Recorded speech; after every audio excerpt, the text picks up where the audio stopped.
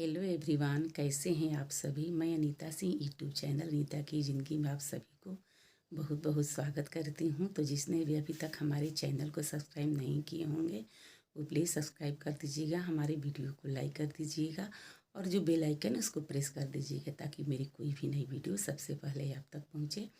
बस मैं ब्लॉग को शुरू करती हूँ, बस थोड़ी सी बातें कर लेती हूँ। मैं बताई थी कि मैं गाँव में हूँ, तो मैं कोशिश कर रही हूँ कि मैं गाँव में से अपना यहीं से अपनी जो वीडियो है मैं जारी रखूँ, आप लोग के साथ शेयर करते रहूँ। ऐसे मैं शॉर्ट वीडियो डाल रही हूँ, मैं शॉर्ट वीडियो पर डे डाल रही हूँ। प्लीज़ एवरीवन आप सब देखा कीजिए।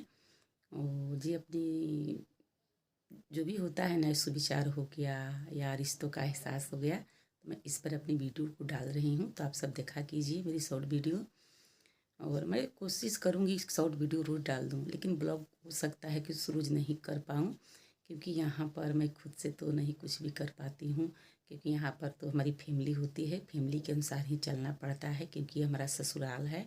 और जहाँ मैं शुरू की थी पहले यूट्यूब, वहाँ पर मैं खुद की मालकिन थी, खुद ही हमको सब कुछ करना होता था, खुद ही अपने से कुछ भी हो अपना समझना बूझना होता था। लेकिन यहाँ तो हम दूसरे के अनुसार चलने वाली हूँ या चलती हूँ।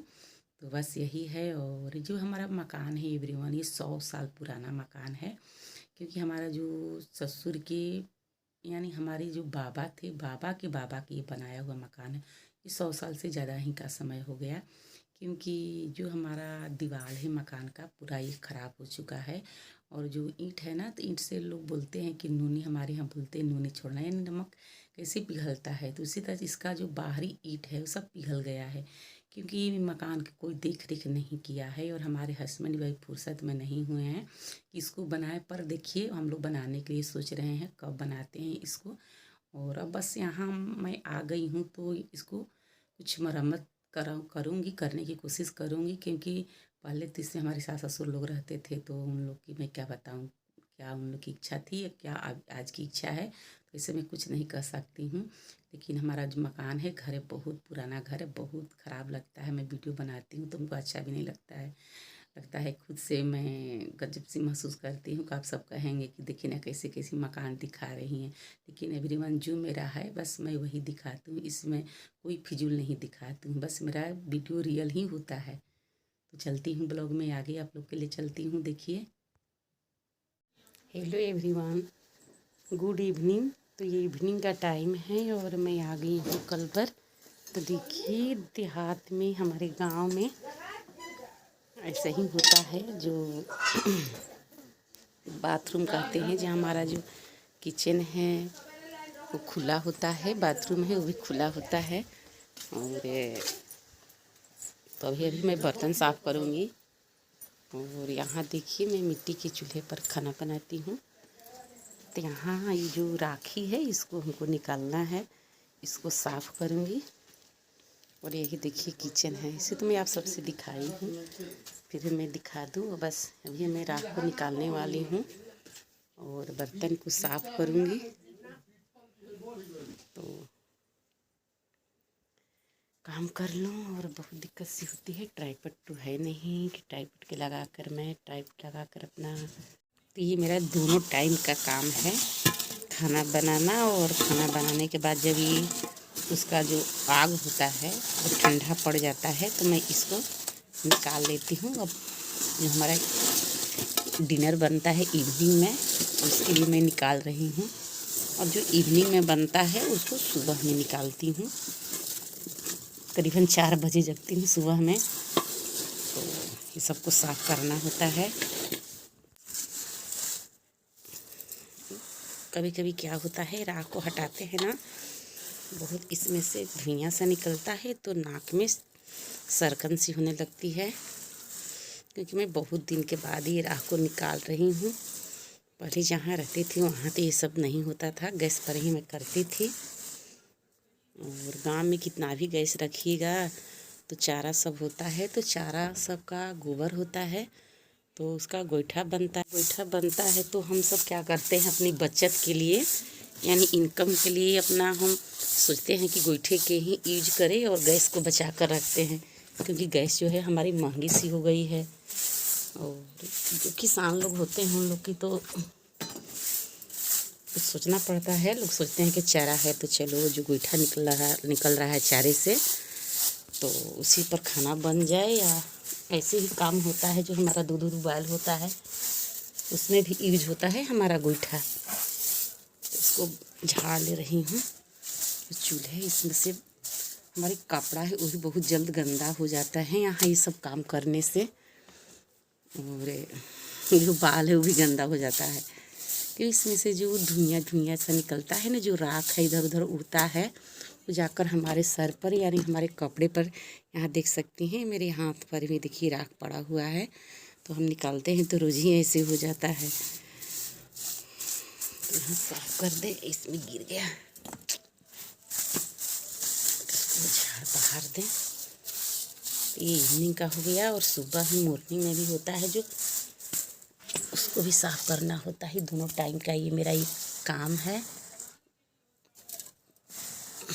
इसको साफ कर दूं। और क्या करते हैं जो इसका जो राख जो है निकलता है ना, तो जो गाय हो भैंस हो जो चारा हमारे यहाँ रहता है तो उसको जो चारा जहाँ हम लोग बांधते हैं उसको सार बोलते हैं।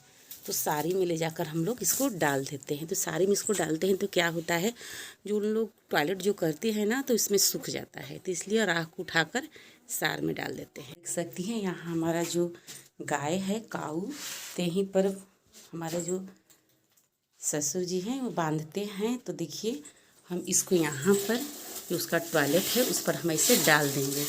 तो डाल देंगे तो क्या होता है ना, ये जो है जो राख है वो सूख लेता है, और सूख लेता है ना तो जो सुबह में हमारे ससुर जी क्या करते हैं, इसको हटाते हैं ना, तो ये भी एक फ़ायदे का चीज़ है, हमारे काम में भी आ जाता है। जो काऊ का हो या भैंस का हो या बैल का भी हो, जो भी होता है टॉयलेट या उनका जो गोबर होता है तो उठा लेते हैं और ले जाकर जो खेत होता है तो खेत में डाल देते हैं, तो ये खाद में हो जाता है। ये भी हमारे काम में ही आ जाता है। इससे हम खाना भी बना लेते हैं, गोबर हो गया इससे खाना भी बना लेते हैं। और इसका जो टॉयलेट है गौ काऊ का तो ये खाद में भी आ जाता है। इससे फसल बहुत अच्छा होता है, और वहाँ पर जो रोग होता है ना जो फसल में होता है बहुत कम होता है। जो इसका जो टॉयलेट है काऊ का या गोबर जिससे खेत में पड़ता है, हमारे जो प्रॉपर्टी खेत होता है जहाँ की हम फसल उगाते हैं तो वहाँ पर लोग डाल देते हैं लोग ना, तो बहुत ये फ़ायदेमंद होता है, बहुत फ़ायदा करता है हमारे फसल के लिए, और ये भी काम आ जाता है। तो देख सकते हैं यहाँ हमारे ससुर जी हैं वही सोते हैं। तो मैं बताई हूँ ना कि किसान है, तो देखिए किसान की ज़िंदगी कहाँ होती है। यहाँ पर अपने जो चारा होता है यानी काऊ हो बैल हो भैंस हो, बैल भैंस नहीं है सिर्फ काऊ है हमारे यहाँ, तो उसके लिए देखिए यहाँ पर रखे हैं जो खाने के लिए होता है ना भूसा। भूसा नहीं है, ये गवत बोलते हैं, जो कि धान की होता है, तो धान की गवत बोलते हैं इसको। तो उसको कट करके रखे हैं इकट्ठा। ये जो ऐसे करके रख देते हैं ना, तो बरसात आता है तो सबको खिलाने के लिए बहुत आसान होता है। तो यहीं पर वो अपना रखे हैं और साइड में यहीं पर सोते हैं।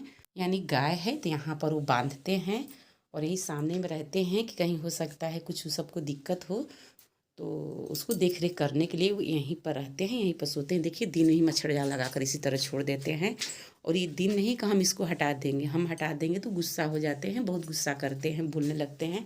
बोलते हैं दिन में भी यहाँ पर मच्छर लगता है। मच्छर इसलिए लगता है ना कि नीचे में देखिए नाली बहता है, तो नाली बहता है तो नाली जहाँ पानी की जगह होता है वहाँ मच्छर जरूर रहता है। तो मच्छर की वजह से क्या करते हैं दिन में भी मच्छर जाल लगा कर रहते हैं और बहुत गुस्सा करते हैं। हम हटा देंगे तो बोलेंगे मेरा कौन हटा दिया, कौन छू दिया। और देखिए यहाँ पर गेट बंद कर दिए हैं। बाहर से मैं दिखा दूँ, अभी अभी गए हैं, मैं यहाँ की बहू है ना, तो यहाँ पर देखिए अंदर से मैं कितना भी इसको खींच रही हूँ, ये खुलने वाला नहीं है क्योंकि वो बाहर से बंद कर दिए हमको। अंदर हम अंदर घर में हैं और बाहर से लगा दिए हैं। तो ऐसे ही करके लोग बाहर जाते हैं, हमको अंदर बंद कर देते हैं लोग और बाहर उन लोग काम करने के लिए चले जाते हैं। यानी पता ना क्यों बंद कर देते हैं, ऐसे थोड़े ना होता है। मैं पागल थोड़े ना हूँ, मैं तो यहाँ की बहू हैं तो मैं बाहर भी नहीं निकल सकती हूँ, लेकिन उन लोग की एक मानसिकता होता है ना, पता नहीं क्या सोचते हैं लोग। तो देखिए बंद कर दिए हैं कि ये बाहर ना जाए। तो क्या होता है पहले हमारा जहाँ रसोई बनता है यानी हमारा खाना बनता है तो उसको पहले साफ़ कर लेते हैं। वहाँ जब साफ़ करने के बाद जो हमारा बर्तन हो गया इवनिंग वाला तो उसको साफ़ करते हैं। तो यहाँ ऐसे ही मैं साफ़ करती हूँ बैठकर। और बैठकर साफ़ करने में हमको बहुत सी परेशानी सी होती है। यहाँ पर मैं आई हूँ गांव में, तो एवरीवन में बता दूँ कि हमको बैठकर काम करने में हमको बहुत सी परेशानी हो रही है। और ऐसा ये बात है कि आज हम 21 साल से बाहर रह रही थी, और वहाँ हम खड़े खड़े कोई काम करते थे, झाड़ू भी लगाते थे तो ऐसे ही निहुर कर लगा लेते थे। यहाँ पर बैठकर भी छोटा छोटा झाड़ू होता है, बैठकर ही लगाया जाता है।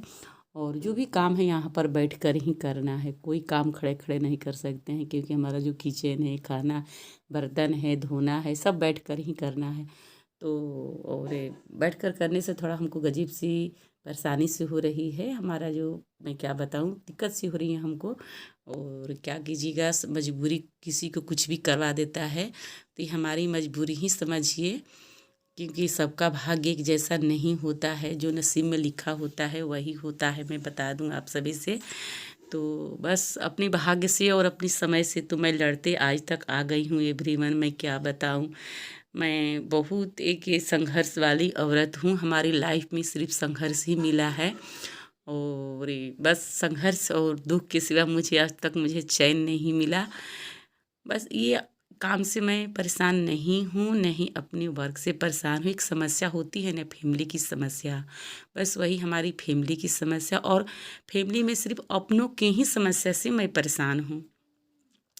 मैं अपनी पिछली वीडियो में बता चुकी हूँ, दिखा चुकी हूँ आप लोगों से कि हमारे हस्बैंड जॉब करते हैं छोट मोट, और जॉब करते हैं तो हमको शुरू में ही यहाँ से, हमारे घर से वो लेकर चले गए थे अपने पास में। और ले गए तो वहाँ हमारे 2 बच्चे हुए तो भी परेशान। एक ही बच्चे वहाँ, एक तो यहीं पर पहले से मैंने था, उसको लेकर मैं गई थी, मेरी बेटी थी। और वहाँ गई तो मेरा बच्चा हुआ तो परेशानी तो समस्या चल ही रहा था। जब मैं बच्चे से छुटकारा हुई तो हमारे हस्बैंड का भी समस्या शुरू हो गया मेरे साथ। मैं क्या बताऊँ, हमारे हस्बैंड की समस्या कैसे कैसे हमारे साथ समस्या वो खड़ा कर देते हैं। कभी कुछ पता नहीं होता है कि क्या हमारे साथ वो करेंगे।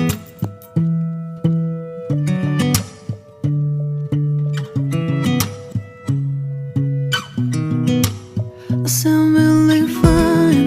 아무렇지 않은 척 아무도 모르게 조심하는데 또 티가 났나 봐. Sound really fine. 너와 함께 했었던 시간이 길었어.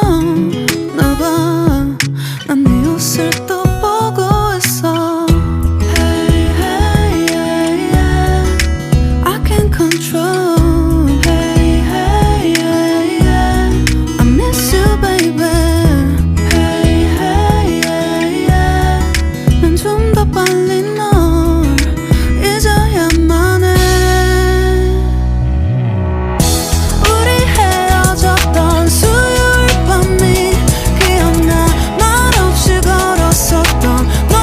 जैसे इनकी सर्विस लगी थी उसी समय हमको लेकर चले गए थे बाहर, जहाँ वो रहते थे वहाँ हमको रखते थे।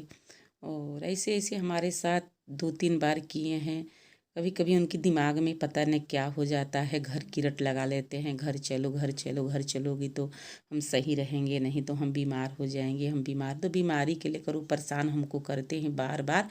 और घर लाते हैं तो बहुत सामान भी बर्बाद हो जाता है वहाँ से यहाँ करने में, और वो बात को मेरी समझते हैं नहीं। तो बस यही परेशानी हमारी ज़िंदगी की सबसे बड़ी परेशानी है एवरीवन। मैं क्या बताऊँ आप सभी से। तब तक के लिए